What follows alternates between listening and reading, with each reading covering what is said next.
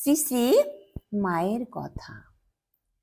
কেমন হতো জন্মোৎসব যখন জননী স্থূল শরীরে বিরাজ করতেন, কখনো শান্ত অনাড়ম্বর, কখনো বা উৎসব মুখর।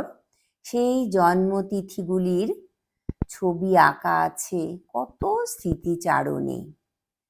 জন্মতিথিগুলি যেভাবেই পালিত হয়ে থাকুক না কেন, সাড়ম্বর বা অনাড়ম্বর, সবগুলিতেই ফুটে উঠেছে সন্তানের পূজা গ্রহণে মায়ের প্রসন্নতা ও আগ্রহ। ব্যতিক্রম নেই মায়ের জন্ম পৌষ মাসে, জগদ্ধাত্রী পূজার কিছুদিন বাদে।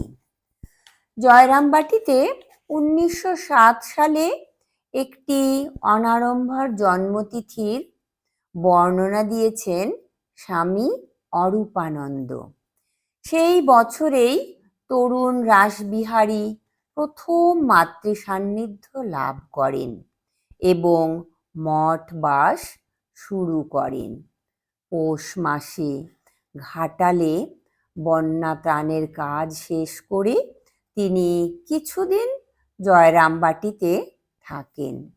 মায়ের জন্মতিথির 2-4 দিন আগে ভক্ত সন্তান প্রবোধচন্দ্র জয়রামবাটিতে এসেছিলেন।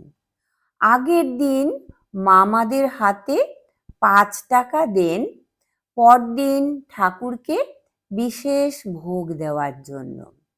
জন্মদিনে কি হবে ভক্তরা জানতে চাইলে মা বলেছিলেন, আমি একখানা নতুন কাপড় পরব, ঠাকুরকে একটু মিষ্টান্নাদি করে ভোগ দেওয়া হবে, আমি প্রসাদ পাব, এই আর কি।